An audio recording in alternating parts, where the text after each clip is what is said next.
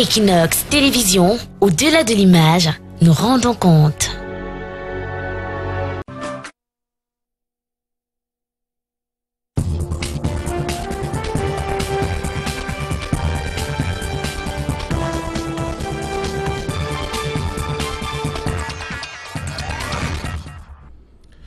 Madame, Monsieur, bonsoir. Selon les Nations Unies, il faut compter avec les multinationales pour atteindre les objectifs du millénaire pour le développement après avoir pris en compte leur contribution à l'atteinte des objectifs du millénaire pour le développement.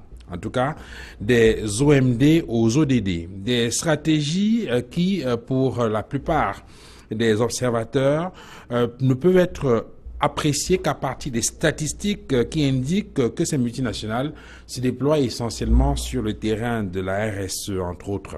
Et cela est perceptible à travers l'accès des parts importantes des populations des pays en développement aux biens essentiels. Même si beaucoup trouvent que cela reste insignifiant, la grande majorité de la population ciblée vivant toujours en dessous du seuil de pauvreté. Si ce déploiement sur le terrain de la RSE, par exemple, est plus ou moins palpable, on note que depuis quelque temps, des journaux, notamment au Cameroun, dénoncent les activités de certaines entreprises multinationales qui seraient des bourreaux de quelques structures nationales. Et selon ces tabloïds, ce serait avec la complicité des agents de l'État, avec la complicité de l'État à tout court. Qu'en est-il exactement? L'État a-t-il abandonné les champions nationaux? Est-ce l'environnement économique difficile qui ne favorise pas le succès des structures nationales face aux puissantes multinationales? Comment recréer les champions nationaux? Le 237 débat ouvre justement le débat ce soir. Merci Madame, Monsieur de nous recevoir chez vous.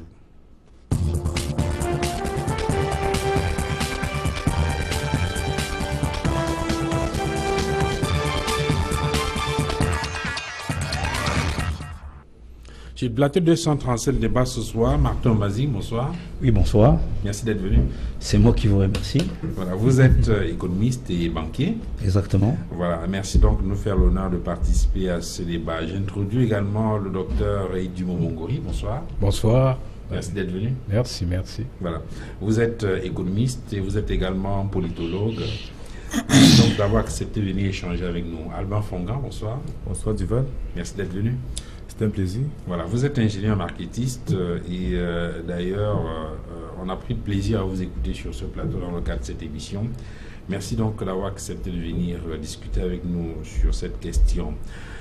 Emmanuel Kounié, bonsoir. Bonsoir Duval. Merci d'être venu. C'est moi qui vous remercie de me convier à cette réflexion. Voilà. Vous êtes expert financier et également homme politique. Tout à fait. Puisque vous êtes militant du social-démocrate. Tout à fait. Vous avez la parole, vous la gardez, Emmanuel Kounié. Est-ce qu'on peut dire aujourd'hui que la politique actuelle du gouvernement camerounais protège les champions nationaux? Non, je crois que quand on lance un coup d'œil, n'est-ce pas, dans la politique, dans le document de stratégie pour la croissance et l'emploi, qui est le document de référence du gouvernement de la relance économique de notre pays aujourd'hui, on se rend compte que le gouvernement a axé, n'est-ce pas, son action principale ou ses actions beaucoup plus sur les petites et moyennes entreprises, et que les champions nationaux, s'il y en a, sont des entreprises qui, à la limite, évoluent sans que le pouvoir puisse, n'est-ce pas, leur apporter quelques soutiens que ce soit. Donc, il y a quelques cas qu'on peut citer, mais je crois que pour ceux qui nous gouvernent... Non, en fait, vous voyez qu'il y a peut-être des champions nationaux, oui, mais qu'il y a surtout peut-être un besoin de recréer d'autres champions nationaux en encourageant la mise en place des PME. Oui, il faut encourager la mise en place des PME, mais il faudrait également qu'il y ait une réglementation qui permet, n'est-ce pas, aux multinationales qui sont déjà là, d'avoir quelques contraintes pour permettre à ces champions nationaux, ou bien ces entreprises qui sont censées devenir des champions nationaux, de se mettre au travail. Parce que on ne peut pas, n'est-ce pas, avoir une économie libérale, ou tellement libérale, n'est-ce pas, qu'il n'y ait aucune protection. Donc pour vous, l'angle, c'est de protéger les champions nationaux qui existent, s'il y en a, et de préparer la production d'autres champions nationaux à travers une réelle politique qui permette à l'éclosion réelle des PME. Oui, il faut qu'il y ait une réelle politique, que des politiques publiques dans ce sens soient mises en œuvre de manière officielle et que qu'on puisse, au moment, n'est-ce pas, où on agrée ces multinationales, voir dans quelle mesure on peut faire en sorte que certaines PME s'adossent même sur ces multinationales. Vous avez vu dans d'autres pays, il y a des produits semi-finis qui sont consommés par ces multinationales, qui sont produits sur place, et ces multinationales ne doivent pas être du début à la fin du processus. On peut voir dans quelle mesure on peut faire en sorte que quand vous produisez par exemple de la bière, c'est vous qui produisez les bouchons, les bouteilles, les étiquettes, vous produisez tout à la fois, ça devient un problème. Il faudrait qu'il y ait des entreprises qui fabriquent les bouteilles. Je prends un exemple tout simplement, hein. C'est valable pour toutes les industries. Il faudrait qu'on puisse, dans le cadre d'une réglementation, voir dans quelle mesure on peut autoriser particulièrement certaines structures à s'occuper d'un certain nombre de choses pour permettre à ce que, n'est-ce pas, d'autres entreprises puissent s'éclore et qu'on puisse voir. C'est un exemple intéressant que vous prenez parce que justement, il y a une étude qui a été menée il y a quelques années qui indique que entre 2005 et 2013, je crois, on a eu 3 fois à 4 fois des sollicitations en termes d'espace, de terres cultivables au Cameroun. Et en réalité, ces agro-industries qui s'installaient grâce aux politiques d'incitation mises en place par l'État avait vocation justement à développer ce secteur-là. Mais on s'est rendu compte que non seulement la plupart de ces industries qui s'installent ne font pas fondamentalement l'agro-industrie, puisqu'ayant pour certaines des secondes industries de transformation dans d'autres pays, et bien au finish, le sentiment qu'on avait, c'était que le Cameroun ne bénéficiait que de la main-d'œuvre, une main-d'œuvre qui est très chichement payée à hauteur de 50 à 60 000 francs par mois. Et donc, vous indiquez qu'il faut faire attention à ce niveau-là pour qu'il y ait une répartition qui ne permette pas, qui ne donne pas lieu aux multinationales d'avaler, de phagocyter les petites entreprises. Absolument. Il faudrait que les petites entreprises aient la possibilité de s'adosser sur les multinationales pour pouvoir foncer. En Europe, par exemple, quand on voit une industrie automobile, elle ne fabrique pas toutes les pièces. Il y a des petites entreprises à côté qui fabriquent certaines pièces qui sont utilisées par ces automobiles-là et par ces automobilistes-là, par ces, comment dire, par ces industries-là, et qui constituent, n'est-ce pas, des PME qui sont des PME satellites qui sont autour de ces multinationales et qui permettent, n'est-ce pas, de porter, n'est-ce pas, l'économie. Donc on ne peut pas nous apporter des entreprises monumentales qui s'installent et qui avalent tout. Moi je crois que on ne peut pas se développer avec ce genre de choses. Donc la réglementation doit être à la base de tout cela. Il faudrait que l'État puisse mettre sur pied des politiques publiques, n'est-ce pas, on le verra tout à l'heure dans la dernière partie de l'émission sur les suggestions et les solutions qui peuvent être faites pour permettre effectivement que ces champions nationaux-là puissent être protégés et qu'on puisse peut-être permettre l'éclosion d'autres structures de ce genre. J'aurais dû commencer peut-être, Alban Fonran, par demander s'il existe encore des champions nationaux, parce que il y a quelques années, eh bien, effectivement, il y en avait dans plusieurs domaines. Je crois notamment dans le portefeuille de la Société nationale d'investissement, la SNI. Aujourd'hui, il y en a toujours, il y en a encore. Bon, nous pouvons dire qu'il y en a, puisque le problème, c'est que nous avons évidemment des champions nationaux, mais c'est que leur durée de vie est très courte. Leur durée de vie est très courte. Donc nous n'avons pas une politique à long terme qui puisse vivre sur la durée.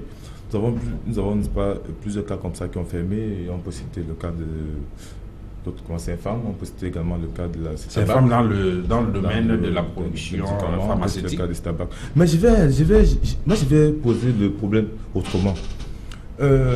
Concernant la domination du marché camerounais par les multinationales nationales, je vais voir le problème à deux niveaux. Nous avons un niveau macroéconomique et un niveau microéconomique. Au niveau macro, nous pouvons relever l'absence du protectionnisme étatique déjà, et aussi l'absence du patriotisme économique. Qu'est-ce que cela veut dire en fait? Ça veut dire que quoi? Ça veut dire que l'État, pour ne pas favoriser l'émergence des champions nationaux, doit prendre certaines mesures. On peut augmenter les frais douaniers, les barrières douanières, on peut privilégier l'implantation des champions nationaux, en fait des entreprises qui ont un peu le vent en coupe dans certains secteurs prioritaires.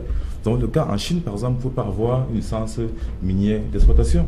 C'est réservé uniquement aux Chinois. Il faut aussi avoir aussi une licence d'exploitation agricole. C'est réservé aux Chinois. Donc au départ, pour les créer, ces champions nationaux, l'État doit appliquer les règles économiques du protectionnisme étatique qui consiste à prendre un ensemble de mesures pour protéger l'économie nationale et permettre pour favoriser. Et ensuite, maintenant, au niveau maintenant du patriotisme économique également, il s'agit d'une notion qu'on appelle la commande de l'État. Ça veut dire que tout ce que l'État fait comme dépenses, il devait privilégier les champions nationaux. Et vous allez voir, donc nous avons relevé le cas des 500 000 ordinateurs qui ont été commandés, par exemple. C'est une commande qui était faite en Chine.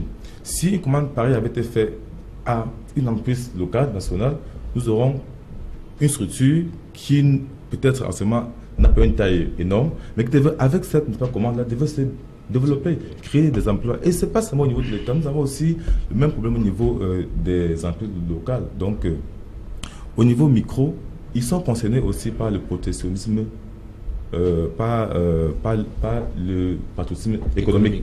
Donc, nous avons beaucoup plus les entreprises locales qui commandent hors du pays, qui commandent à l'étranger. Donc, nous devons pas favoriser nos entreprises locales à commander aux entreprises locales. Parce qu'aujourd'hui, je ne sais plus quel rapport, quelle étude l'a démontré en 2016, beaucoup d'entreprises locales, beaucoup d'entreprises étrangères commandent plus aux entreprises locales que les entreprises locales entre elles-mêmes. C'est-à-dire quoi? Ça veut dire que nous avons une économie où les entreprises locales ne commandent pas plus à leurs confrères entreprises locales. Donc on a plus les multinationales étrangères qui font leurs commandes en majorité aux entreprises locales. Bon, il y a plus de problèmes qui peuvent le relever. Nous, tout le temps, nous relevons la notion du tribalisme. Voilà. Donc, et puis, de plus en plus, on pose le problème de la qualité aussi. Voilà, la qualité. Donc, c'est un peu... Moi, je préfère d'abord que nous partons de ce grand cadre-là pour essayer de voir à quel niveau nous avons les failles.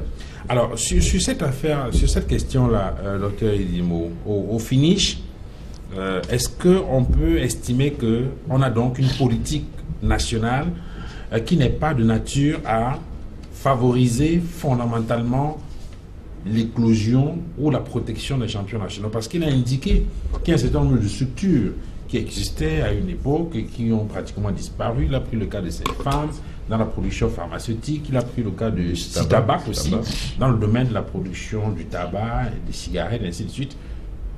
Est-ce que lorsqu'on regarde lorsqu'on fait le diagnostic de la disparition de ces structures-là, on peut y voir l'absence d'une politique réelle du gouvernement de protéger ces structures? Absolument.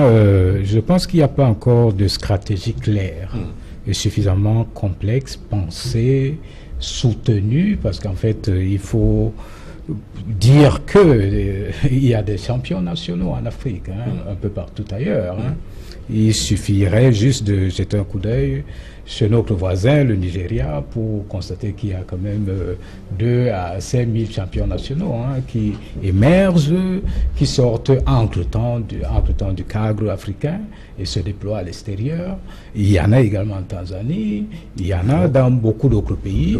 Le Maroc, il y a en Algérie, vous savez, la plus grosse société africaine avec ses 43 milliards de dollars de chiffre d'affaires cumulé, la Sonatras, donc la société nationale algérienne, a fait éclater tout un processus de production industrielle et a intégré une quantité énorme de PME, c'est ce qu'il essayait de dire.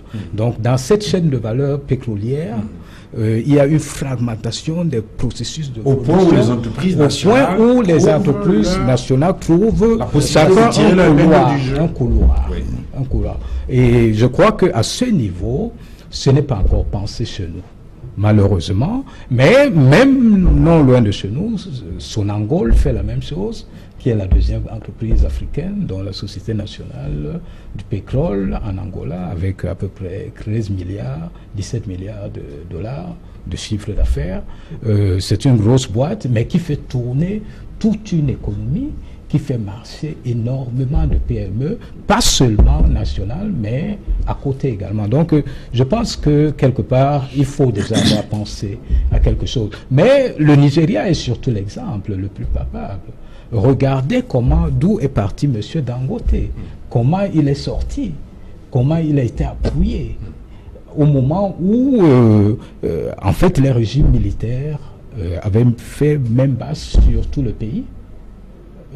Les Occidentaux n'ont pas voulu qu'il y ait cette situation et la politique a décidé que M. Dangote, jeune qu'il était, il avait moins de 25 ans, qu'il obtienne la possibilité de faire venir du sel à titre exclusif, de la farine à titre exclusif, et on l'a accompagné du début jusqu'à la fin. Et il n'est pas seul, c'est la même chose pour UBA, qui est aujourd'hui une banque qui a pignon sur rue sur toute la planète. Ça a été accompagné. Je crois qu'au départ, il faut avoir un objectif. Je n'ai pas l'impression que jusqu'aujourd'hui, on a pensé que ça peut également... Alors, ça veut dire qu'on n'a pas fondamentalement tiré les leçons du passé. Parce qu'effectivement, il y a eu au Cameroun un certain nombre de structures qui arrivaient à tirer l'épingle du jeu, mais qui ont pour la plupart disparu, je crois, dans le contexte de la crise économique des années 80. Alors, est-ce qu'aujourd'hui, on devrait avoir tiré les leçons, peut-être pour recommencer, dans le sens de créer ces champions nationaux, je ne sais pas, à l'horizon, enfin, bon... Logiquement, on devrait penser en ce sens. Ça doit passer par l'élaboration d'une politique claire. Une politique claire, mais j'avoue qu'en même temps, c'est un peu difficile aussi pour le pays, pour les pays qui ont une dimension suffisamment petite. Ce débat devrait être surtout continentalisé, parce qu'en fait, c'est dans les grands marchés qu'on peut se déployer de façon aisée. Mais l'Afrique centrale est un grand marché, docteur. Oh non, c'est un petit marché 40 à 50 millions d'habitants. Non, c'est pour ça que j'ai toujours dit autant créer des liens de coopération suffisamment étroits avec le Nigeria. C'est le cas de la Sonatral en Algérie. Ce n'est pas 200 millions d'habitants. Enfin, je veux dire, c'est pas 500 millions d'habitants. L'Algérie, vous voulez dire? J'ai pas compris. Donc la population algérienne... Je veux dire que la population algérienne, ce n'est pas la population du Nigeria dans tous les cas. Oui, ça c'est vrai, mais c'est quand même beaucoup. Et tout le marché environnant, c'est tout le Maghreb. Hein. L'Algérie, c'est tout le Maghreb. C'est pour ça que je parle d'une projection du Cameroun à partir... Mais nous avons le Gabon avec 1,5 million d'habitants. Écoutez, la Guinée avec 1 demi-million. Bon... c'est pas ça. Je crois qu'il faut continentaliser vraiment ce débat. Mais en gros, le véritable problème pour nos pays, c'est que, en fait, vous savez que les multinationales carburent très fort. Elles peuvent se permettre de produire sur une vingtaine d'années en deçà du seuil de rentabilité et même en deçà du seuil de sortie pour évacuer qui elle veut du marché. Donc, quelque part, il faut dire qu'il y a des pressions parfois énormes. C'est pour cela qu'il importe qu'il y ait quand même une réglementation suffisamment ferme et qu'on essaye de les contenir et de les encadrer. C'est ce qu'on a fait en Chine. La Chine a quand même, un gros marché. Et je pense que l'Afrique devrait vraiment réfléchir là-dessus, parce qu'en fait, dans 3 ans, plutôt dans 2 décennies, l'Afrique sera le quart de la population mondiale. Donc c'est le giga-marché de demain. Dans 80 ans, la moitié de la population mondiale sera africaine. Et d'ailleurs, on le voit, les Chinois, ils l'ont perçu, ils l'ont compris, et ils commencent donc à se déployer. Oui, avec la route, la célèbre nouvelle route de la soie, qui lui permet d'ancrer, de faire venir les produits et de les faire sortir. Je crois que c'est un débat extrêmement important. Nous devrons prendre vraiment conscience du fait que l'avenir, ce n'est pas ailleurs, c'est ici. L'avenir, c'est la population. L'avenir, c'est l'explosion ou l'éclosion qui se fait de la classe moyenne, qui fait que c'est un gros marché aujourd'hui. Il faut l'encadrer très rapidement. C'est ce qu'a fait la Chine. pendant très longtemps. Elle n'a pas carburé seulement à 10% au hasard. Elle a mis une réglementation suffisamment forte. Tu ne touches pas aux mines, tu ne touches pas à la terre, tu n'emploies pas les gens n'importe comment. Ici, nous avons une bourse de sous-traitance qui impose que 30% des marchés soient donnés aux PME. Je trouve que c'est insuffisant. C'est clair. Mais il faudrait dire que les PME soient en mesure d'absorber ces 30%-là aussi. Et ça, c'est dans notre débat. Ouais. Alors, Martin Ombazin, sur cette question-là, les éléments qui apparaissent sur ce plateau, du point de vue d'un diagnostic réel sur cette question-là, Alban tout à l'heure a soulevé par exemple la question du protectionnisme étatique, pour indiquer que déjà on ne voit pas qu'au niveau de l'État, la politique qui est mise en place vise justement à protéger l'économie ou, si vous voulez, les structures nationales qui opèrent dans le domaine précis. Il a également insisté sur le patriotisme économique qu'on ne voit pas. On a l'impression que de plus en plus, on préfère prendre ce qui vient de l'extérieur. Est-ce que pour vous, ces deux leviers-là peuvent suffire pour justifier la situation qui est présente, qu'on observe aujourd'hui, qui est celle selon laquelle, effectivement, ces champions nationaux ne sont pas visibles, ne sont pas perceptibles, n'arrivent pas à opérer de façon optimale? Vous savez que l'économie du Cameroun, après les plans d'ajustement, a connu et a montré les limites de notre capitalisme. Il faut déjà le savoir. Il faut poser les problèmes et les regarder sous d'autres angles. Vous savez que pour être champion... Mais c'est dans la nature même du capitalisme. Non. Vous êtes pour être champion, il faut moins conjuguer le je et de conjuguer le nous. Hein? Parce que la géographie d'une entreprise, du capitaine d'entreprise, démontre à suffisance ses capacités à pouvoir rebondir demain. Mais monsieur Duval, allez-y, vérifiez. Vous prenez dans les années 80 les champions que nous avions, vous regardez la géographie de leur capitale. Vous allez comprendre que ces gens-là, à un moment donné, quand c'est difficile, quand il faut amener une autre main, ils ne pouvaient plus. C'était les géants au pied d'argile. Oui, mais bien évidemment, pourquoi est-ce que les autres ont connu les mêmes problèmes que nous, moins riches que nous? Je vous rappelle qu'au Cameroun, en termes d'énergie, parce qu'on ne peut pas s'industrialiser sans énergie, cela renvoie encore au problème criard du Cameroun, qu'il faut citer, que nous n'avons un secteur industriel secondaire nul, quasi nul. Ce qui fait que même ces marchés-là, si bien qu'on les donne aujourd'hui aux nationaux, je ne suis pas que ceux qui seront capables de les réaliser. Donc le problème du Cameroun est profond, très profond, au point où tout ce que nous faisons là, moi j'ai l'impression que ce sont des mesurettes. C'est des choses qui, dans 5 ans encore, monsieur Duval, vous êtes là, vous allez encore inviter des spécialistes, des experts, ils vous donneront le discours tant qu'on n'a pas pris le taureau par les cornes. J'ai souvent pensé que les fonctionnaires sont là pour la réglementation. Ils sont là pour faciliter. Ils sont là pour permettre la création rapide des entreprises. Ils sont là pour permettre à chacun de payer son impôt. Mais il y a des personnes, il y a des experts qui devaient être là que pour réfléchir de la stratégie. Vous croyez que le Nigeria s'est levé comme ça un beau matin et commencé à avoir des champions? Non. Ils se sont repliés. Des gens qui n'avaient que ça pour mission. Pas des fonctionnaires. Des gens qui n'ont que pour mission de réfléchir par comment nous pouvons repartir sur la base de nos forces. Nous avons une terre fertile. Nous avons un sous-sol riche, nous avons l'énergie.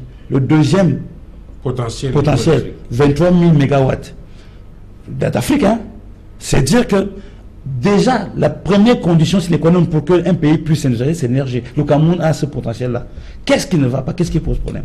C'est que nous n'avons jamais pensé que notre croissance pourrait être d'abord tirée de façon endogène. Vous comprenez? C'est-à-dire que le Cameroun n'a jamais pensé que c'est par ses propres enfants qu'elle peut tirer la preuve. C'est que, qu'est-ce que vous voulez aujourd'hui quand Orange arrive, pendant que Camtel est là? Vous comprenez ça? Est-ce que vous comprenez ça, M. Duval? Vous comprenez ça? Ou je ne comprends pas. Est-ce que vous comprenez ça? Comment comprendre que Express Union d'un marché, hein? Parce que Orange est en train de carburer de l'autre côté. Justement, est-ce que vous comprenez que Camtel, qui a le potentiel et qui distribue la fibre, n'arrive pas à exploser, alors que les gens qui sont venus hier, nous Nexel sont déjà en haut. C'est pour vous dire quoi? C'est pour vous dire que nous mettons les bâtons dans les roues. Et comme disent souvent certains, nous voulons aller au ciel sans mourir. On ne fait aucun effort. Vous voyez, moi je prends l'exemple de Camtel tout simplement. C'est une très grosse société qui a des difficultés en termes de percée, en termes d'objectifs clairs. Un État qui sent que ça ne va pas aurait pu même créer 3 sociétés différentes Une pour gérer la fibre optique, une pour gérer le mobile, une autre pour gérer le téléphone de maison. Ça, c'est une analyse stratégique qu'on doit faire. Ça permet non seulement à celui qui gère aujourd'hui cette mastodonte d'être libre et de se concentrer sur un pan du métier de la télécom et d'être performant. Qu'est-ce que vous voulez? Quand les autres ont créé des entreprises publiques, on leur demande la performance de la rentabilité. Au Cameroun, on ne demande aucune rentabilité. EDF doit être rentable, une entreprise publique. Je ne parle pas de rang, c'est France Télécom. Donc c'est pour vous dire que la stratégie d'ensemble, et puisque vous parlez au Cameroun de documents stratégiques pour la croissance, on va écrire ça comme ça, mais tant que nous ne voulons pas être nous-mêmes et savoir que pour qu'on soit comme la Chine, pour qu'on soit comme l'Angola, il y a d'abord l'administration qui est le cœur. On parlait de réglementation tout à l'heure, c'est l'administration qui remonte. Et quand l'administration laisse, vous avez suivi l'épisode de Vodafone, ça ne vous dit rien? Une cacophonie totale. Absence de stratégie claire. Nous marchons sur la tête. Je vous dis que il suffit que l'on décide de réfléchir sur où on peut se positionner, sur où on peut mettre les enfants dans le même pays. D'accord. Au Cameroun aujourd'hui, j'aime être le champion seul. Je mets à crier. Quand tu es champion seul, tu ne peux pas supporter le mastodonte. Et comme disait le docteur, ça veut dire que ces gars qui viennent là peuvent accepter perdre pour tuer. Donc, ça veut dire que nous sommes aujourd'hui en face d'un grand défi. Le sujet est un sujet très préoccupant. Est-ce que si nous continuons à ne rien faire, mon cher ami, on va se faire bouffer. Je vous rappelle pour finir, que dans la distribution, j'ai peur de Santa Lucia. J'ai peur de Saker. On a fait quoi pour les protéger? Carrefour arrive, vous connaissez qui Carrefour? Super où arrive. Et je vous prends un exemple, Aquanor. Vous avez déjà Maïma, qui a ouvert gros. Vous avez déjà Super U, qui a ouvert petit. Avant, il y avait Tchekinis, bon, il a fermé. Vous avez maintenant notre ami Cadeau. Sur un espace, je ne sais pas de combien de mètres carrés, vous avez au moins 7 mastodontes qui vont se bagarrer. Monsieur Duval, vous croyez qu'il va faire? Quelles sont les mesures qu'on prend? Aucune mesure. Alors que nous savons que une fois que Carrefour va ouvrir avec sa chaîne puissante, je pense qu'il y aura comme Maïma qui pourra suivre, parce qu'eux aussi là-bas, l'Afrique de l'Asie du Sud-Est, ils ont les mêmes mécanismes et ils peuvent avoir les capacités à produire beaucoup. Carrefour vous produit jusqu'au BIC, marqué Carrefour. Tout. Donc en termes de à vil prix, en termes de recherche des gains de productivité, des économies d'échelle, ces mastodontes-là, quoi que vous fassiez sur Cameroun, tant que vous voulez rouler en solo, vous ne pourriez pas supporter. C'est ça, exactement. Autrement dit, Emmanuel Kounié, les menaces qui pèsent sur ces structures qui aujourd'hui peuvent s'apparenter à des champions, je veux dire que pour celles qui ont déjà réussi à obtenir une certaine aura, à s'imposer sur le marché, il y a un certain nombre de menaces qui pèsent. Ces menaces seraient à la fois endogènes, du fait d'une politique, d'une réelle laxiste, ou pratiquement inexistante, et peut-être exogène aussi du fait de la forte influence extérieure. L'auteur Dimo parlait tout à l'heure de la croissance importante de la classe moyenne, et qui effectivement est un indicateur important pour les investisseurs étrangers. On commence par quel bout là? Non, moi je crois que le problème que nous avons est d'abord politique. On a beau dire, c'est d'abord politique, nous avons des institutions qui ne fonctionnent pas. Parce qu'il faut d'abord que les institutions fonctionnent. Si vous avez dans une république, regardez, nous sommes en train de parler des mesures, les politiques publiques qu'on met en œuvre. Ces politiques sont généralement des politiques prises sous les formes réglementaires. C'est-à-dire c'est des décrets, mais toutes ces choses-là, toutes ces mesures-là, quand on les prend, on ne les applique pas. Parce que le gouvernement même n'est jamais contrôlé. Il n'y a aucune structure qui contrôle le gouvernement de la République. Donc tout ce que nous disons là, nous pouvons décrier tous les aspects, mais dès lors que nous n'avons pas des institutions qui peuvent permettre qu'on puisse mettre sur pied une bonne réglementation et que ces institutions puissent avoir l'obligation de rendre compte de leur travail après une période donnée, nous allons être dans la situation dans laquelle nous nous trouvons. C'est un désordre infernal. On a parlé de la bourse des PME tout à l'heure. Moi, je me rappelle que c'est le 9 septembre 2011 que le ministre Moutazé a parlé de la bourse des PME, parce qu'il y avait élection, je crois que c'était le 11 octobre, je ne sais plus quoi, c'est-à-dire que c'était 10 jours avant les élections, le 10 octobre, il y avait élection présidentielle, et c'était dans le cadre de la campagne. Et il nous a dit qu'on s'était rendu compte que le pipeline, les objectifs du pipeline n'ont pas été atteints pour ce qui concerne les emplois et tout, et qu'on doit donc créer, n'est-ce pas, on doit donc mettre sur pied une loi qui va permettre à ce que, dans le cadre de cette bourse de valeur, que les entreprises qui vont gagner les marchés soient obligées de donner 30%, de sous-traiter pour 30%, n'est-ce pas, aux entreprises locales. Ça a été dit, mais quand vous regardez tous les projets structurants, quand vous allez à Japoma, là où on construit le stade de football, vous voyez que il n'y a aucun Camerounais là-dedans. Disons, ceux qui sont là-dedans sont les gardiens et les chauffeurs, etc., etc. Donc, rien n'est suivi. Moi, je dis qu'il faut des institutions qui soient solides. À ce niveau, justement, je ne vous interromps pas, j'espère que vous n'avez pas perdu le fil de votre développement. Effectivement, derrière ce projet, je vais dire, pour accompagner ce projet et le réaliser sous cet angle-là, sous cette optique, il était question également de mettre en place une politique d'éducation qui puisse permettre plus tard de produire effectivement des ouvriers en mesure de prendre en charge cela. L'enseignement technique professionnel dans notre pays, les IUT, ou si vous voulez les écoles d'ingénieurs et tout ça. Mais attendez, mais qui doit s'en occuper? C'est des politiques publiques. Mais qui interroge qui? Le gouvernement va à l'Assemblée nationale pour donner un cours aux députés. Les députés écoutent, vous posez une question, on vous répond, vous n'avez pas le droit de répliquer. Le chef de l'État, lui, il ne rend compte à personne. D'ailleurs, dans la Constitution, on précise qu'il peut s'adresser aux députés et au Sénat réunis en congrès, mais quand il finit de parler, vous n'avez même pas le fait le débat pendant qu'il est là. Donc il finit de s'adresser à vous et il s'en va. Donc nous sommes dans un système, sommes dans un système où l'administration ne rend compte à personne et chacun est un petit président. Oui. Là où il se trouve, et vous ne pouvez pas mettre sur pied des politiques publiques sérieuses dans un environnement où il n'y a aucun contrôle, où on ne s'interroge pas. Le Conseil économique et social a disparu depuis très longtemps. Il semble que c'est 2 ou 3 personnes qui existent là-bas maintenant, qui sont là-bas maintenant, alors qu'il en fallait qu'ils étaient en nombre de 100. Ils sont tous partis ou ils sont morts, je ne sais plus. Tout ça, dans un système comme celui-là, vous ne pouvez pas concevoir des politiques sérieuses. Et quand bien même on met sur pied des politiques, c'est les fonctionnaires qui les conçoivent. C'est les fonctionnaires qui les mettent en œuvre. C'est eux qui contrôlent. Alors, comment voulez-vous que, ailleurs, vous avez vu, dans d'autres pays, quand l'État s'est rendu compte qu'il n'avait pas, il avait besoin de financement, on a levé des fonds par des prêts obligataires même. L'État a dû prêter de l'argent pour financer des entreprises et puis demander au cabinet privé de suivre le contrôle et de s'assurer que ces choses ont marché normalement afin que, n'est-ce pas, ils puissent avoir le retour sur l'investissement. Aujourd'hui, chez nous, ces gens sont là où ils sont. Ils s'occupent de rien.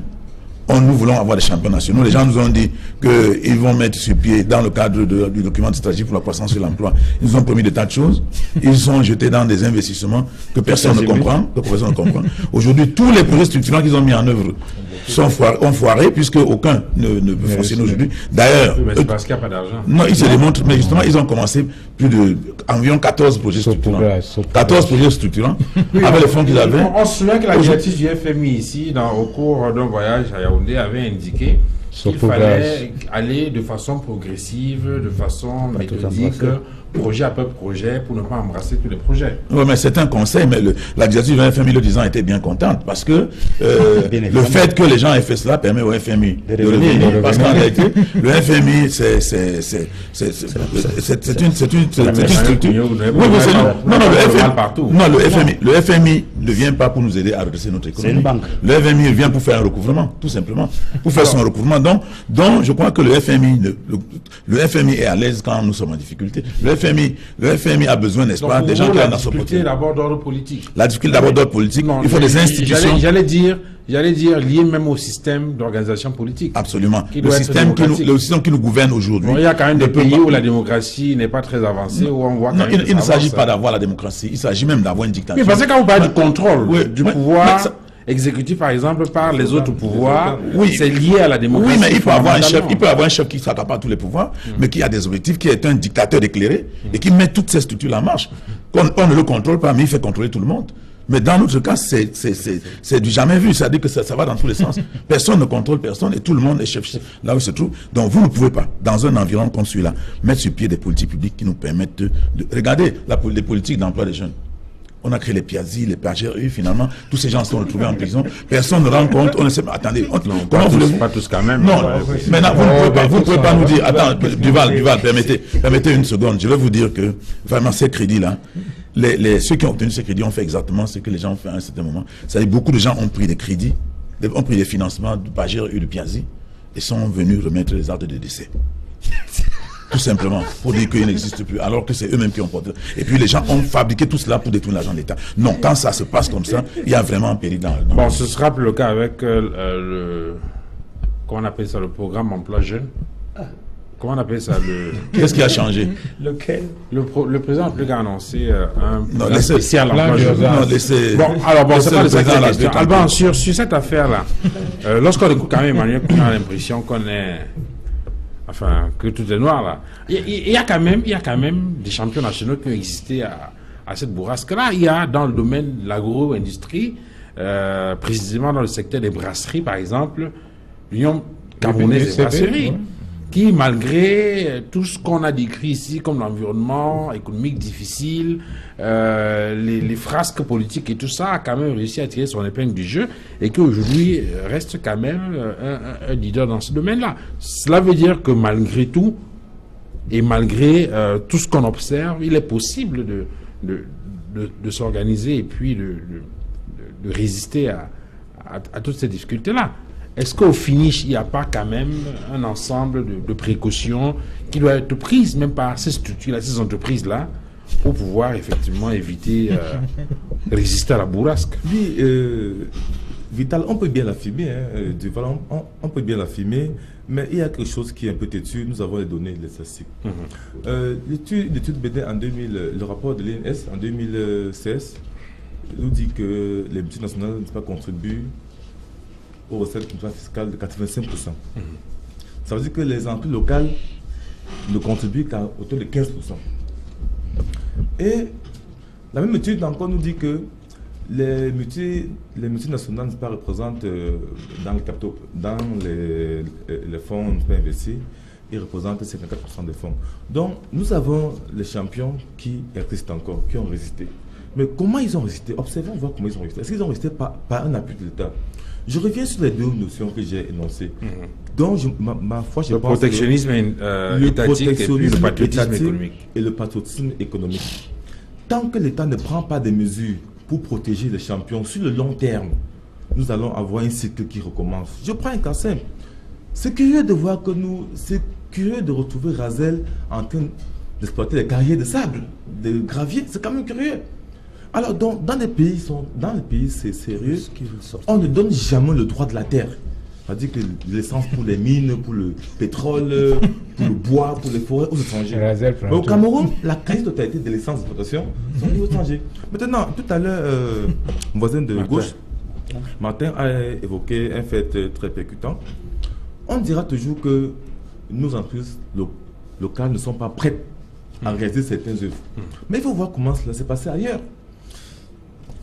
Lorsqu'on fait une commande qui est technique, qui est lourde, on associe à la multinationale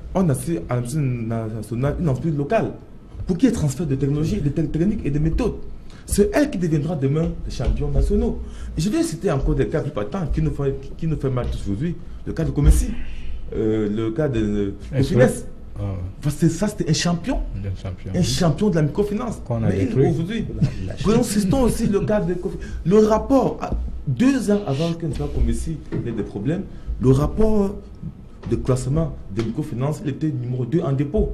Après CCA. Voilà un champion qui s'est planté. Alors, bon, donc nous avons... Aujourd'hui, on a notre champion CCA. Voilà, CCA qui arrive.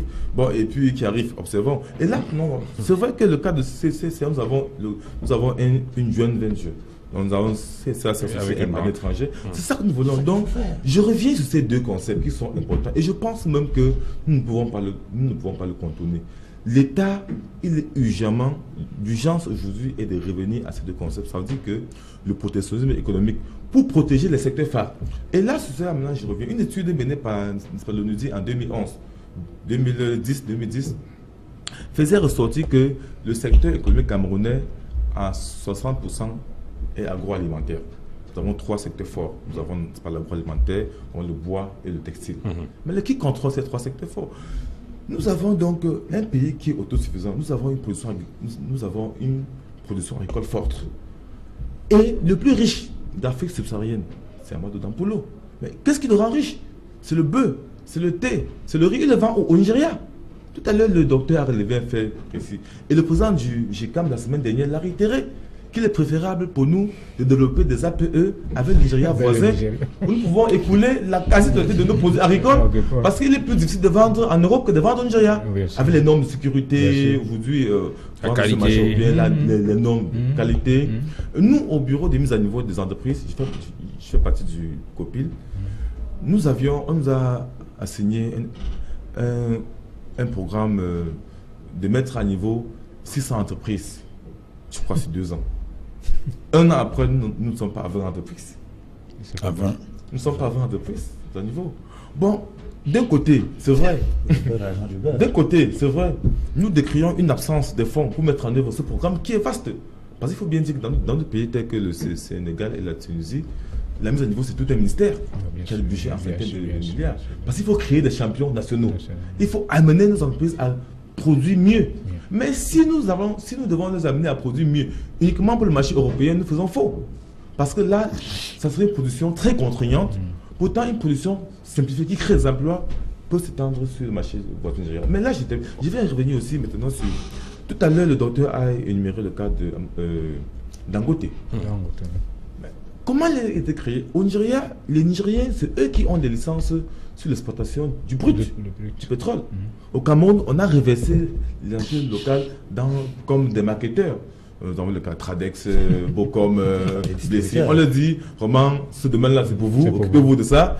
Pour le brut en mer, vraiment. Or, ailleurs, en Chine, quand on fait dans les pays qui ont une politique, qui font du protectionnisme étatique, on donne la licence à un national, à une entreprise locale dont on estime qu'il a quand même un peu de compétences pour démarrer et on lui associe pour qu'il transfère de technologies allant aujourd'hui en Chine.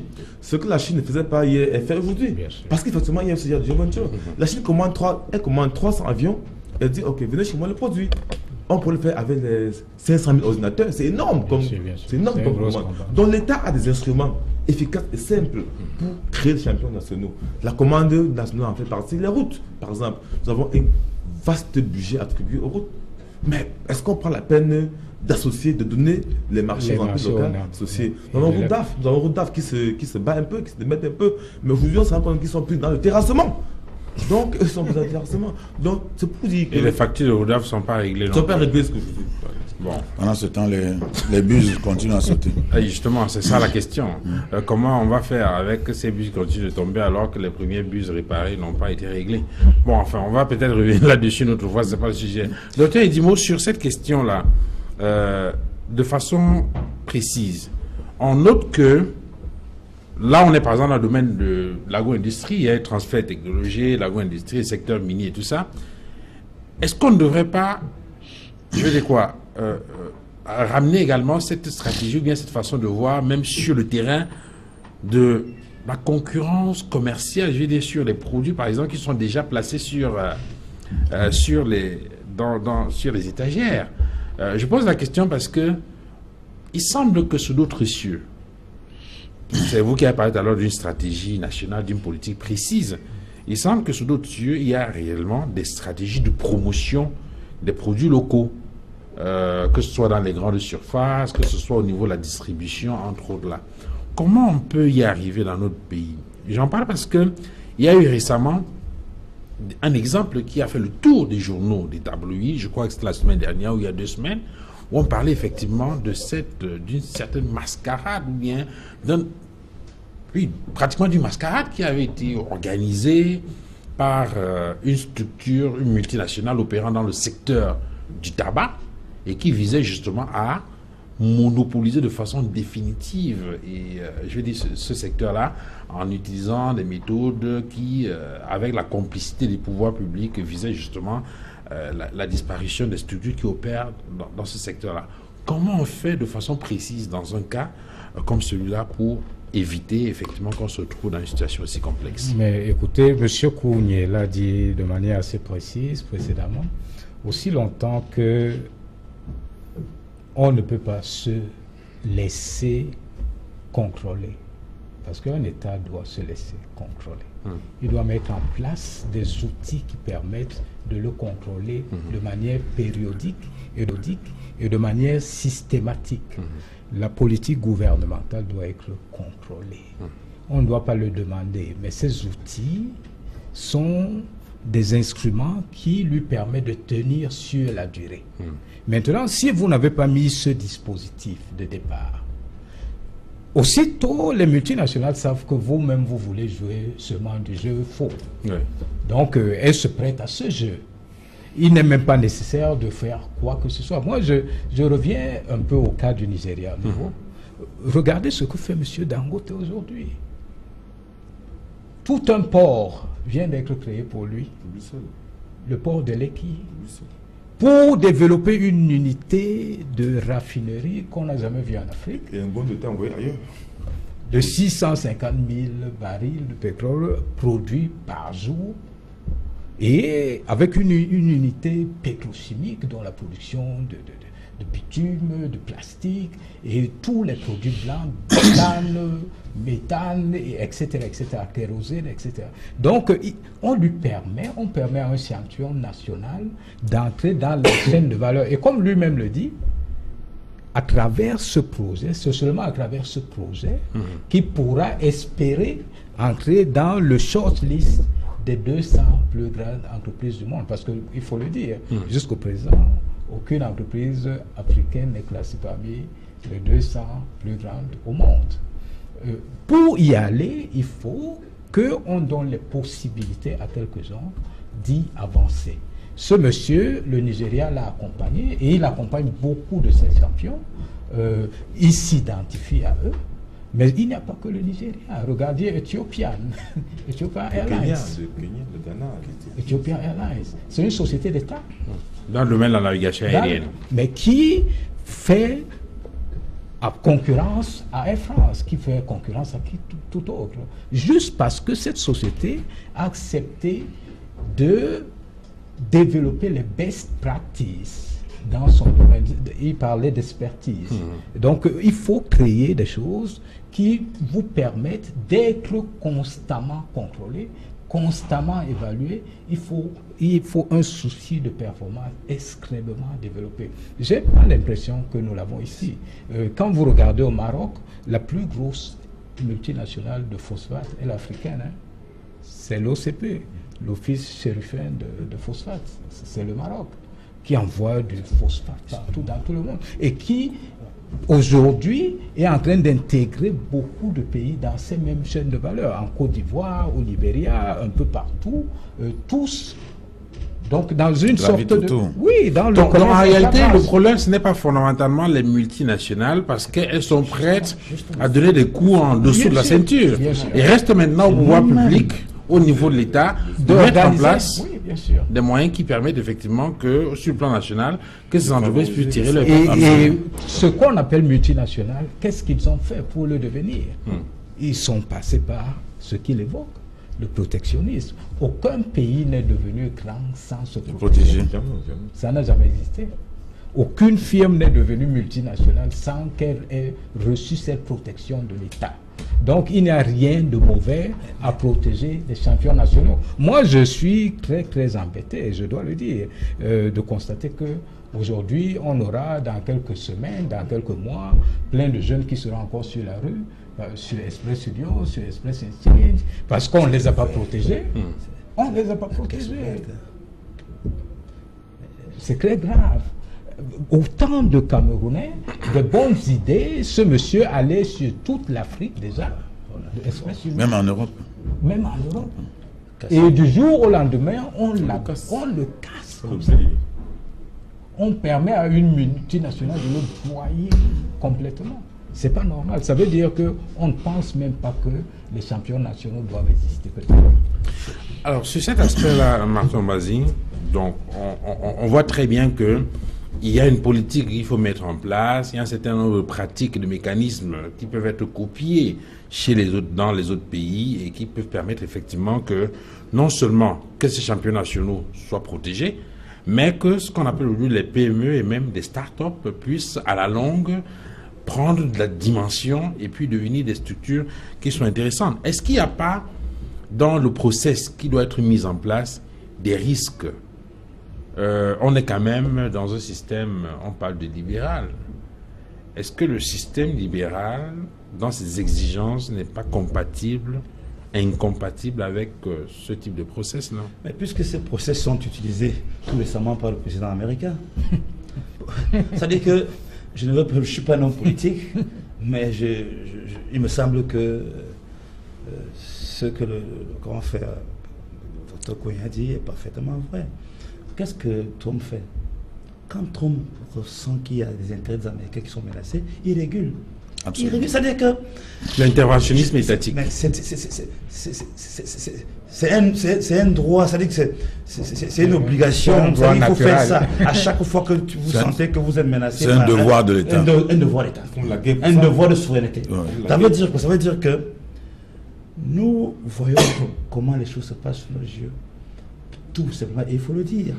Ici aujourd'hui, il faut le dire, que ce sont les intérêts égoïstes. Parce que quand vous parlez de Dangote, c'est le nom de Dangote, mais allez voir dans la géographie de Dangote, vous allez être surpris que l'État a une faute. L'État veut quoi? L'État veut créer des champions, pas comme les champions du qui ne rapportent pas de l'argent, des champions qui, au bout du compte, rapportent de l'argent. Ça veut dire que si l'État, par exemple, est actionnaire dans le groupe Dangote à hauteur de 25%, l'État, chaque année, a une partie des bénéfices de Dangote qui lui reviennent. Bon, donc c'est pour vous dire que l'État ne fait pas ça comme nous le faisons aussi pour qu'un individu arrive et vous montre qu'il a plus d'argent, qu'il a le milliard. Je vous dis, faisons attention. Le problème du Cameroun est si profond dans son égoïsme, dans son égocentrisme, dans la quête de l'argent pour moi, qui fait qu'on préfère tuer tout le potentiel de ce pays. Ce pays a l'un des plus gros potentiels en Afrique. Moi, je vous dis encore ici, aujourd'hui, je le répète, j'avais dit plusieurs fois sur ce plateau que le défi du Cameroun, ce n'est pas de s'inscrire dans ce que le ministre de la Santé a créé avec ces gens de l'OMS là. Le Cameroun doit avoir pour objectif 40 millions d'habitants. Et 2025-2030. Oui, c'est ça l'enjeu. Parce que si nous arrivons maintenant à corriger cela, à mettre tout ce processus en place, il faudrait seulement qu'on ait des bouches. La croissance est d'abord endogène avant d'être exogène. Je vous rappelle d'ailleurs que les dernières statistiques d'abord mondiales nous disent que même ces multinationales-là, leur part dans le PIB a fortement baissé. Beaucoup. Et est largement en dessous. Ça veut dire que même tout ce que vous dites là, que les multinationales sont en train de nous empêcher de progresser, c'est totalement faux. On est parti en 2014 à plus de 400 milliards d'investissements déjà étrangers. C'est-à-dire que la part, je vous rappelle aussi que lorsque ces gens-là même s'implantent pour nous, chez nous, ça favorise notre défaut qui est le déficit structurel de notre balance commerciale. Je vous rappelle que quand une structure vient au Cameroun, au lieu de commander le lait, produire le lait ici, faire le lait ici, ça empêche que nos devises s'échappent à l'étranger. Donc il faudrait que, lorsque nous parlons sérieusement, que ceux qui veulent qu'on progresse soient aussi sérieux. Je pense que l'entrepreneur camerounais, aujourd'hui, je vous rappelle encore, et on l'a souvent dit ici, avec le docteur, que nous avons plus de commerçants que de chefs d'entreprise. Il faut faire attention, M. Duval. Il faut faire très attention parce que nous passons le temps à dire que les étrangers.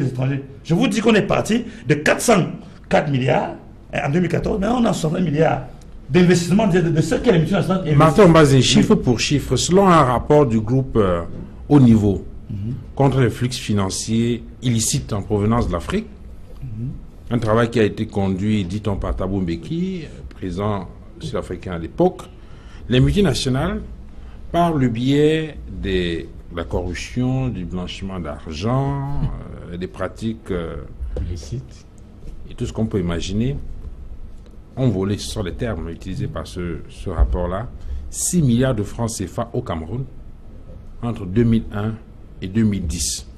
Et les agro-industries seraient responsables de la fuite d'un peu plus de 10% de ce montant, soit quelques 60 milliards de francs CFA par an. Monsieur Duval, pour faire partie de l'argent du Cameroun pour l'Europe ou pour la France, ça se met dans les sacs, Banjo. Il y a toute une procédure pour faire rapatrier les fonds d'un pays Cameroun à un pays X à l'étranger. Et c'est la faillite de nos systèmes de contrôle. Ce ne sont pas les CFA qu'on rapatrie. Ce n'est pas les CFA qu'on a portés, vous le savez très bien. Donc je veux dire que moi je crois qu'il faut qu'on arrête ces discours. Je pense que nous sommes tous un peu unanimes pour dire que notre problème du Cameroun, c'est le Cameroun. Ça veut dire que vous ne pouvez pas tout avoir et laisser tout partir pour dire que c'est les autres. Ça, pour moi, ça c'est des fausses... C'est chercher des faux prétextes. Nous disons tous ici que l'État ne peut pas tout faire.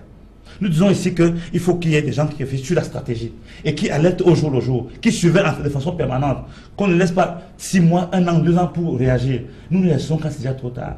Nous voici aujourd'hui, on dit que bien que la situation de nos économies soit difficile, le Cameroun a encore aujourd'hui la capacité de réagir. Bien sûr. Mais pour le moment, nous ne voyons pas des signaux qui permettent de penser que nous allons changer demain.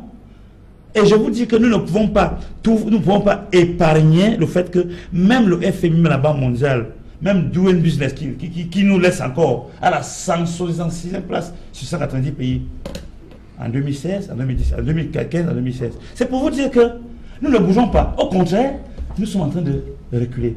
Donc si maintenant, aujourd'hui, à chaque fois qu'il y a un problème que nous pouvons traiter d'abord au Cameroun, on dit que c'est étranger, ce n'est pas vrai. Donc je rejoins totalement ce qu'a dit le Dr Koyen en disant que non, nous devons être responsables de toute façon. Nous ne contrôlons pas. Personne ne contrôle personne.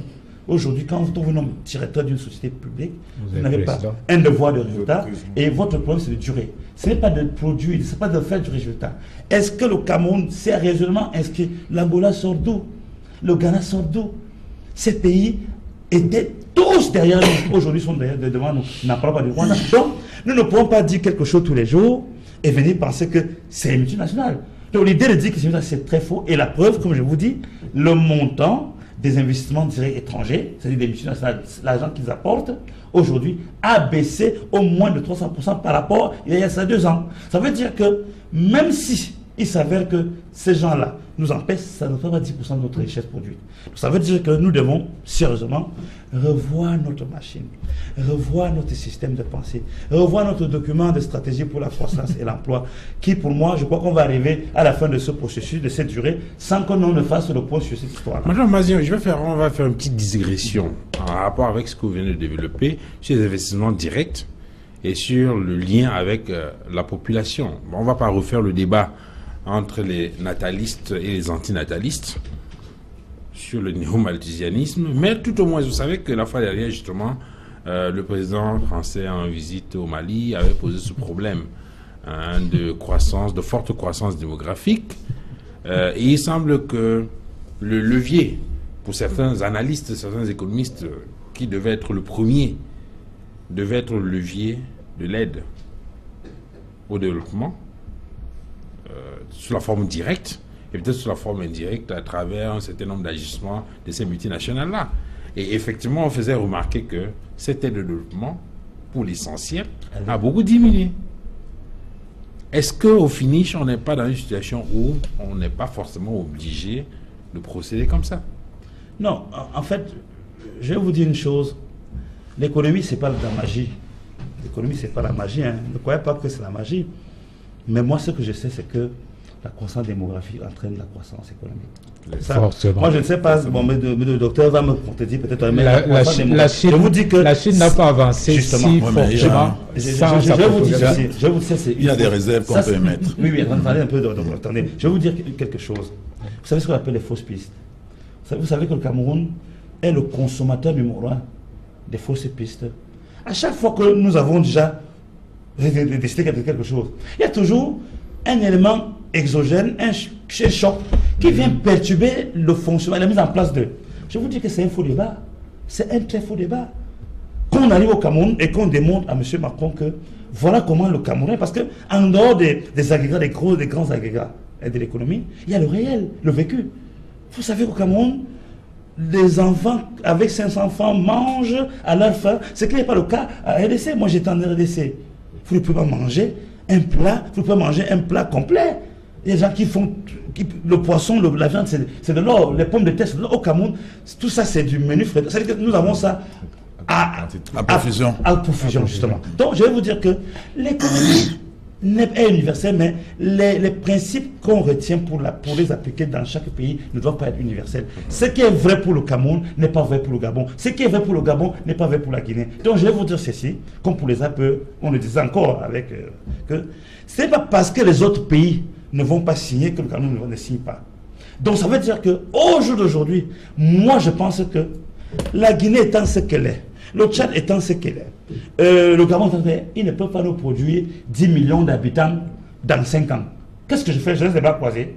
Non. Je dis à Macron que non, monsieur Macron, je ne suis pas d'accord avec vous. Moi, j'ai fait économie. Je pense que si le Cameroun a 40 millions d'habitants en 2035, ce sera le plus important, pas d'aller vers l'émergence que de tout ce qu'on parle. Parce que nous serons plus intéressants, parce que nous avons déjà des forces, des ressources naturelles qui font que si nous sommes à 40 millions, il y aura encore davantage des multinationales qui vont venir s'implanter pour pouvoir... Le tout, c'est pas d'avoir les ressources naturelles, il faut être en mesure de les transformer. Nous serons obligés de les transformer comme nous le faisons aujourd'hui. Ne pensez pas que... C'est vous qui avez indiqué tout à l'heure qu'on n'a pas la technologie suffisante. Ne pensez pas que... On peut l'avoir. On peut les avoir. Qu'est-ce qu'on fait? On commence par avoir une population importante. Non, nous faisons les deux. Et puis on arrive. Nous faisons les deux en même temps. Nous faisons les deux en même temps. Et je pense que il y a 20 ans, on était à 10 millions. Aujourd'hui, on est entre 23 et 25 millions. On n'a pas fait d'efforts particuliers. Ça veut dire que si l'État décide que je vais mettre un accent sur la natalité, avec pour objectif 40 millions d'habitants en 2025-2035, vous allez voir qu'en 2025-2035, le Cameroun sera un grand pays. La France, c'est 60 millions. Aujourd'hui, la France, c'est un grand pays. Que le Cameroun, avec sa puissance en ressources naturelles, est 40 millions, M. Duval, le Cameroun sera un partenaire plus important qu'aujourd'hui. Bon, Emmanuel Couillon, on va fermer rapidement la parenthèse. C'était juste pour... Mais c'est une parenthèse importante, très importante. Alors, en quelques secondes... Je voudrais dire que quand Macron, moi je crois qu'il faut comprendre Macron, il faut le comprendre au premier degré. Parce que Emmanuel Macron dit que si le taux de croissance démographique augmente de manière exponentielle, vous devez d'abord savoir qu'il y a une relation entre le taux de croissance nominal, le taux de croissance, et le taux d'inflation, et également le taux de croissance démographique. Ça veut dire que si la démographie augmente rapidement et l'inflation augmente rapidement, ça peut absorber votre taux de croissance. Ça veut dire que la croissance peut ne pas être sensible. Il y a une différence. Parce que dans d'autres cas, par exemple en France, quand il y a eu la fin de la guerre d'Algérie, les vétérans de la guerre qui sont revenus, il y a eu une augmentation de la population. Ça a été plutôt un atout parce que ces gens venaient avec des moyens, ils pouvaient consommer, ils avaient la technologie en main. Mais chez nous, c'est des personnes qu'il faut prendre en charge qui rentrent dans cette augmentation de la population. Ce qui fait que ça absorbe notre taux de croissance et ça nous fait diminuer, ça nous diminue les moyens d'investissement. Donc quand le taux de croissance, dans l'augmentation, la croissance démographique, si elle est très rapide, qualitative. Ouais, si elle est très rapide, dans la forme que nous avons chez nous, ça risque de nous empêcher. Ça risque de nous empêcher. Elle n'est que de 2% à peu près, ou 2%, ou 2. Mais donc elle est largement en dessous de notre taux de croissance. Cela veut dire que nous sommes aujourd'hui à un régime de taux de croissance que je peux qualifier de normal. 2,5, c'est tout à fait normal. Mais il y a l'inflation, le taux d'inflation également. Le taux d'inflation qui est absolument maîtrisé, qui est en 0,9. Donc vraiment, je vous dis, faisons attention. Oui, mais il faut faire attention. Tout ça, c'est d'abord un faux problème. Monsieur Macron ne doit pas venir nous parler de ce genre de choses lorsqu'il retient 50% de nos réserves de change. Donc, c'est un faux problème. Il ne doit pas entrer dans ce puisque nous sommes dans une ligne droite, il faut qu'on y aille de façon précise. On a commencé à évoquer un certain nombre de solutions. Les premières solutions que j'ai entendues ici sont essentiellement des solutions d'ordre politique. C'est-à-dire que liées au système d'organisation politique, liées à l'organisation managériale sur le plan administratif, avec notamment un certain nombre de mesures rapides qu'il faut envisager. Mais maintenant, de façon pratique, par exemple au niveau de la concurrence commerciale, je ne sais pas si au début de l'émission ici ou avant, je vous parlais un peu de cette anecdote avec le fabricant des produits Tanti, voilà, face à la concurrence des multinationales, notamment Nestlé, dans ce domaine-là, et qui avait du mal justement à percer le marché national. Qu'est-ce qu'on pourrait faire dans un cas comme celui-là pour permettre effectivement à ce type de start-upper, si on peut dire ça comme ça, là, de pouvoir avoir une plus grande visibilité et donc lui ménager pratiquement un chemin pour devenir plus tard un champion, par exemple. Oui, je pense que pour ne pas contourner pour le moment, n'est-ce pas, les failles que nous avons relevées sur le plateau, sur le système étatique, sur la politique, sur la lenteur dans la mise en œuvre des politiques économiques, il y a un deuxième acteur qui doit entrer en jeu, c'est le patronat camerounais. Je pense que même cet organe-ci, cet organe stratégique que nous avons relevé, qui devrait être un organe de veille, qui pense, qui contrôle et qui évalue l'évolution, devrait se mettre en place au sein du CHICAM, au sein du patronat. Pourquoi? Parce qu'effectivement, pour protéger les entrepreneurs locaux comme ceux-là, qui sont attaqués par des mastodontes, qui ont d'énormes moyens, je pense que si on attend, si on attend uniquement que l'État intervienne, nous avons un élément fort qui va empêcher, c'est la corruption. Nous savons que les fonctionnaires, tout à l'heure on a dit que lorsqu'on nomme un fonctionnaire DG d'une société ou bien délégué du commerce d'une région, il devient président dans sa localité. Je pense qu'on peut contourner cette lenteur-ci en stimulant le GICAM. Je pense que le GICAM, j'appelle le président du GICAM à prendre à bras le corps ce genre d'initiative pour stimuler, créer et protéger les champions locaux et être même l'avocat de ces champions auprès de l'État. Le GICAM en a les moyens. Deuxième chose que je n'ai pas évoquée, parce que je l'ai trouvé un peu quand même, disons que résiduel, j'ai relevé le protectionnisme municipal étatique et le patriotisme économique, mais il y a un troisième élément qui doit entrer en jeu. Parce que depuis nous parlons du marché local, c'est vrai que nous avons un peu évoqué avec le Nigeria, mais toujours pour l'introduire dans les outils économiques que nous devons mettre en œuvre, il faut commencer à prendre au sérieux des appuis stratégiques lors des déplacements du chef de l'État hors du pays. Systématiquement, le chef d'État ne devait pas se déplacer hors du pays sans un plan économique précis. Même si c'est pour aller à la réunion de l'ONU. C'est-à-dire quoi? C'est-à-dire que c'est accompagné par des... On prépare, on va dans tel pays, qu'est-ce qu'on peut en profiter là? On a tel champion national qui peut vendre son produit là-bas? Quel partenaire on peut avoir là-bas?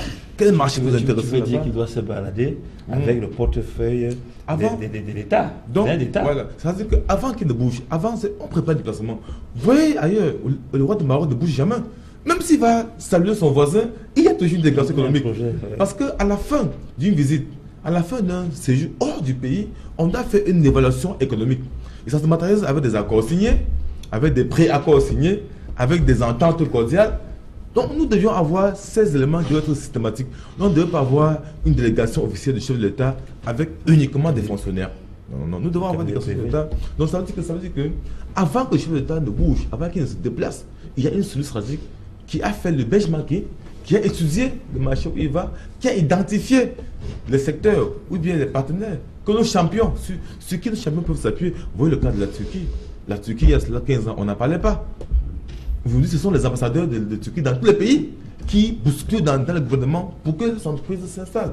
Donc nous pensons aussi que voilà le troisième élément, parce qu'effectivement, nous ne pouvons pas développer les champions, n'est-ce pas, nationaux, en nous concentrant sur le marché local. Déjà même que en zone CEMAC, c'est pas facile de vendre en zone CEMAC.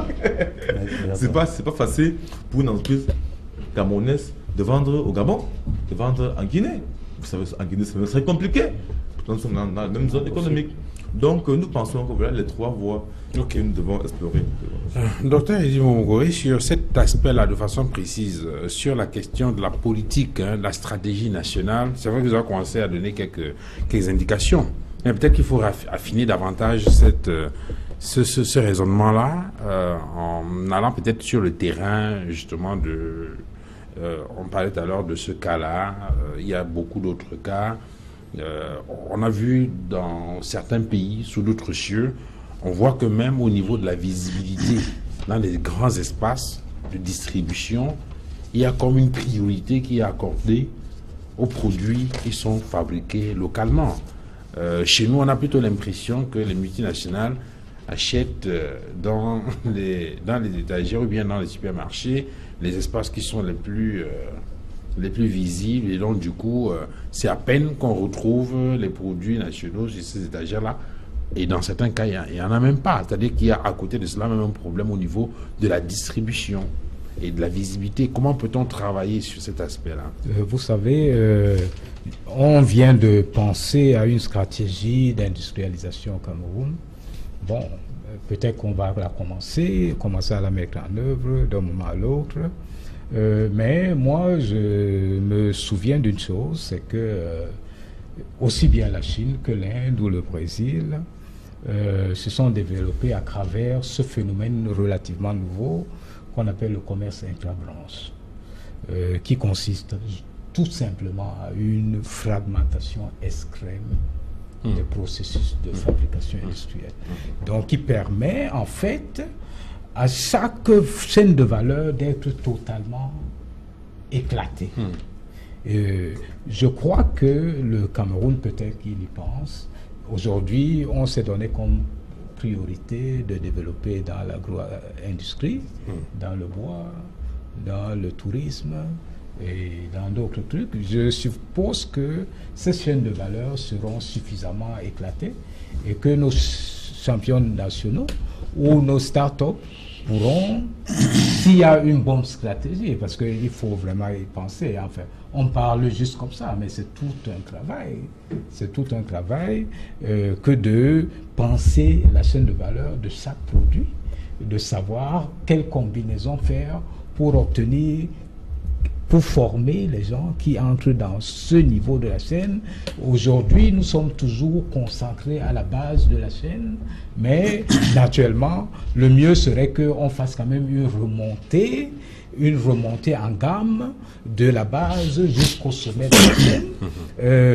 Et tout ça, ça doit être pensé. Mais je continue à dire que c'est mieux de continentaliser un tout petit peu ce débat, parce que probablement on ne trouvera pas dans toute la chaîne de valeur tous les inputs venant du marché local. C'est pour cela qu'il serait beaucoup plus intéressant pour nous de nous associer à des pays qui ont déjà cette avance, comme le Nigeria, pour être entraînés dans cette dynamique. Et nous avons, à la différence des autres, un argument de poids, c'est que nous sommes un pays bilingue. Moi, je n'ose pas le dire, mais moi, j'aurais dit, si on peut créer un franc camerounais, franc naira, il faut commencer à penser de cette façon, parce que, en fait, le Nigeria, c'est 200 millions d'habitants aujourd'hui. Le Nigeria, en 2050, est plus peuplé que toute l'Europe, et en 2100, dévance la Chine en termes démographiques. Donc, c'est des marchés qu'il faut approcher dès aujourd'hui. Nous avons une frontière commune, nous avons deux régions qui sont carrément anglophones, et c'est le moment toujours de dire que jusqu'ici, ces zones anglophones n'ont jamais eu l'occasion de s'exprimer. On n'a jamais vu un ministre anglophone qui a un portefeuille de souveraineté, dont on ne leur a jamais fait confiance véritablement. Pourtant, ils ont beaucoup à apprendre à notre parti francophone qui n'a pas cet esprit d'équipe et cet esprit de performance et cet esprit d'évaluation, etc. Je pense qu'il serait bon d'ouvrir ce débat et d'ouvrir cette possibilité de s'approcher de plus en plus de ce pays qui est en fait notre pays, parce que la Dama qui est là-bas, il y a ici, et c'est la même population, de part et d'autre, c'est la même population, c'est le même pays d'une manière ou d'une autre.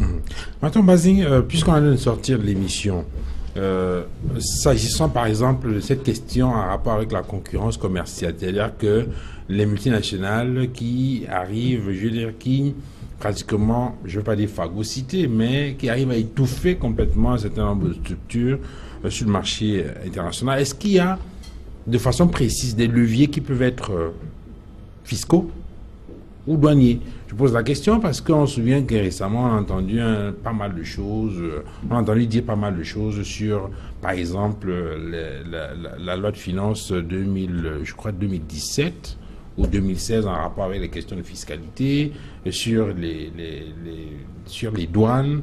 Il y a eu un mélange de tout ça, la contrefaçon, la contrebande et tout ça, avec justement, dit-on, l'implication même des multinationales dans ces opérations. C'est vrai que pour vous, ce sont des questions d'ordre interne qui doivent être gérées de façon endogène et qu'il n'y a pas à accuser les multinationales. Mais est-ce qu'il n'y a pas des leviers dans ce sens-là, peut-être au niveau de raffiner davantage la réglementation sur le sujet, regarder les leviers fiscaux ou douaniers? Est-ce qu'il n'y a pas des mesures dans ce sens-là qui pourraient permettre davantage à ces PME de grandir, ou bien aux champions nationaux qui existent déjà d'être mieux protégés? Non, je pense que dans le discours ambiant, nous sommes dans la globalisation, on l'a accepté, l'économie de marché ne veut pas tout ça. Au contraire, il faut favoriser les échanges. C'est ça le but du jeu des puits, le GATT et tout ça maintenant, c'est l'OMC. Ça veut dire que c'est le contraire. C'est-à-dire que nous avons décidé d'accepter que... Oui, mais le libre-échange est complètement opposé au protectionnisme étatique que propose par exemple... Moi, je parle du protectionnisme stratégique et du protectionnisme de souveraineté. Je vous ai dit que Trump a dit, il a fait. Il a menacé le Mexique, il a fait pour son pays. Je veux dire qu'il ne faudrait pas que la théorie l'emporte sur la pratique. Bon, je veux dire que, est-ce que nous pouvons aujourd'hui comprendre que notre destin est entre nos mains? Si le Cameroun décide demain matin de dire que tout ce qui est, exemple, le maïs pour faire de la bière, mais, M. Duval, nous avons tout entre nos mains. Une terre fertile. Qu'est-ce qui empêche le Cameroun de dire que interdiction d'importer le maïs? Et pendant qu'on dit ça, on a déjà commencé à fabriquer. Donc, ces champions-là, l'histoire de fabriquer les champions, je veux dire que c'est pas le vaudou, hein, c'est-à-dire que c'est pas un truc qu'on crée comme ça. Non, on crée un champion par rapport à un besoin.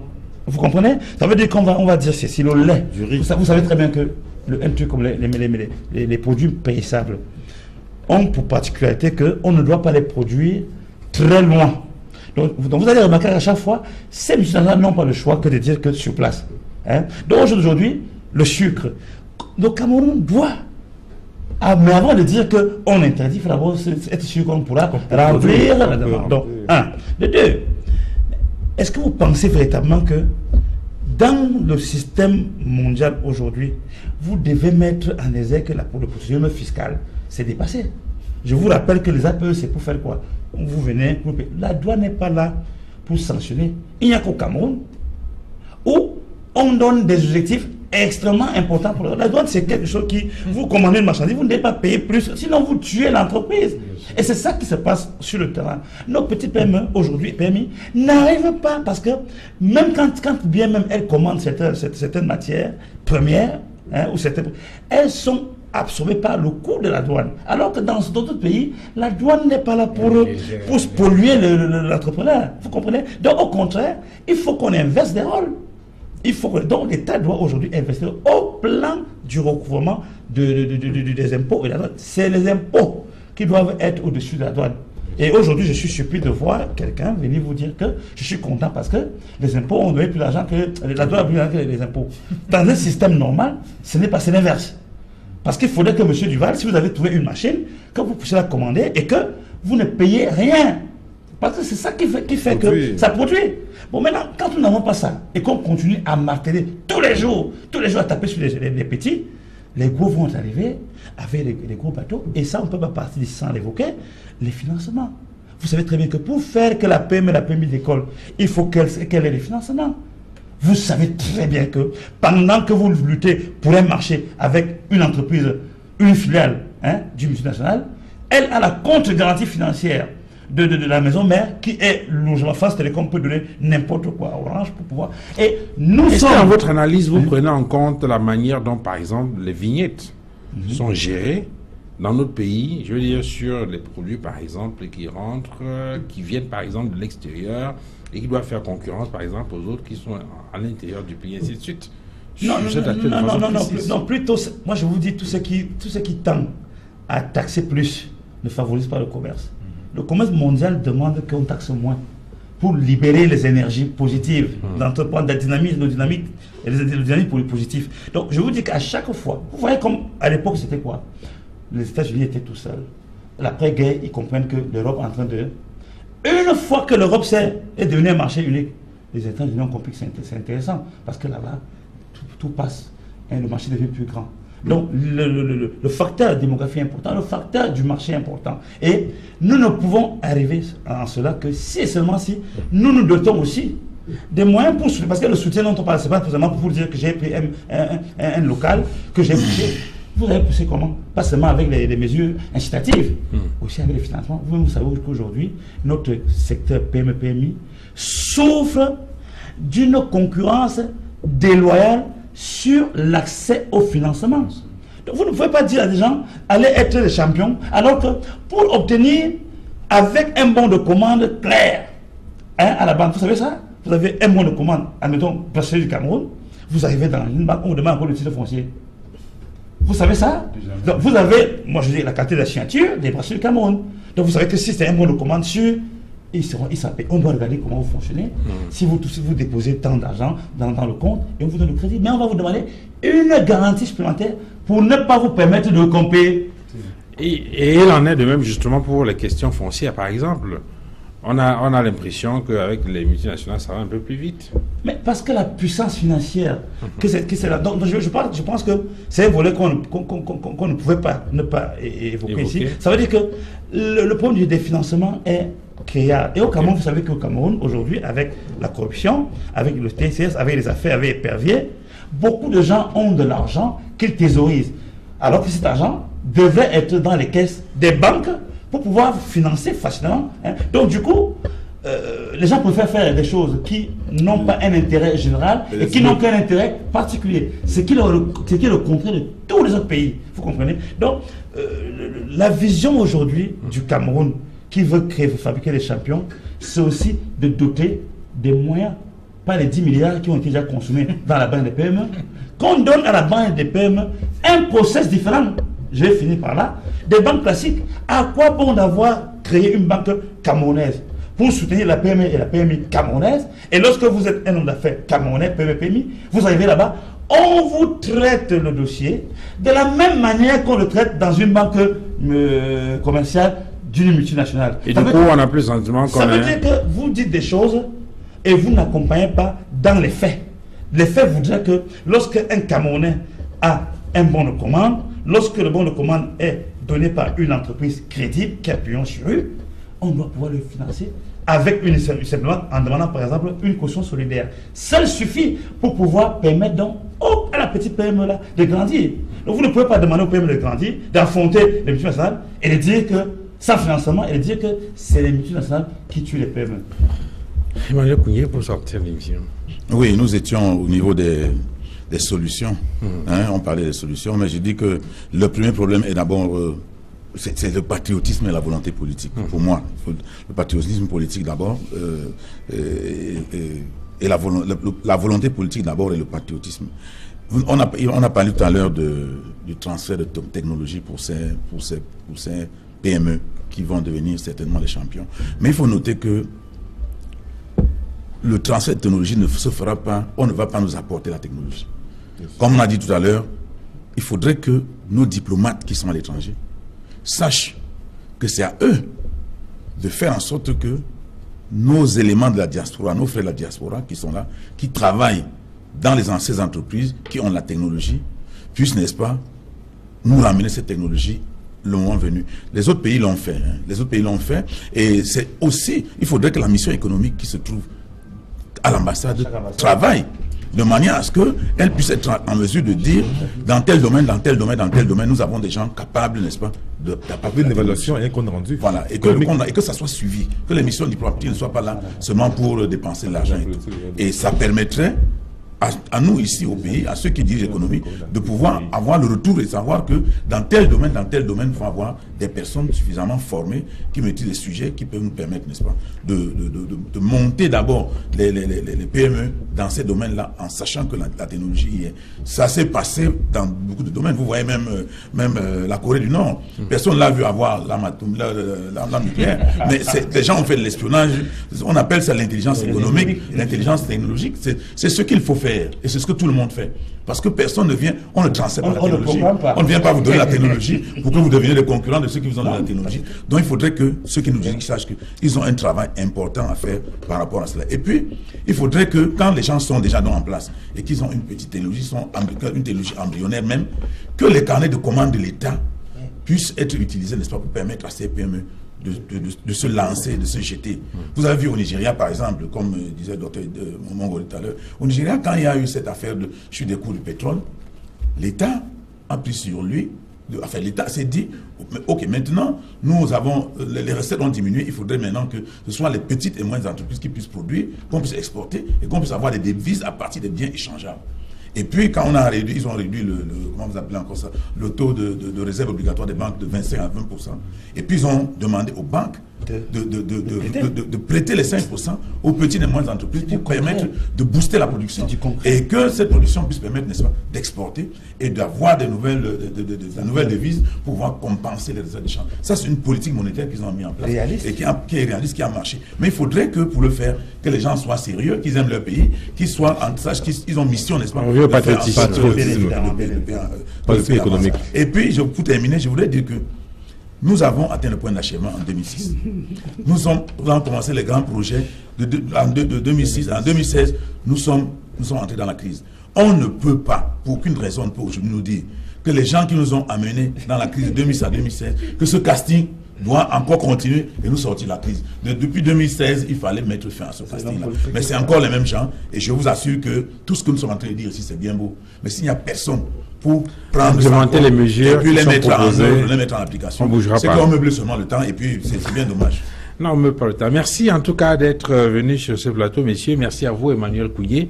Je rappelle, vous êtes expert financier, vous êtes homme politique, militant du Social Democratic Front. Merci à vous, Alban Fongan, d'être venu. Vous êtes ingénieur marketiste. Docteur Eddy Momongori, infiniment merci pour vos analyses sur ce plateau. Vous êtes économiste et politologue. Martin Ombazing, merci d'avoir échangé avec nous. Vous êtes économiste et banquier. Merci à vous, madame, monsieur, d'avoir regardé cette autre livraison 237 débat. Je vous souhaite une excellente soirée et à très bientôt. Au revoir.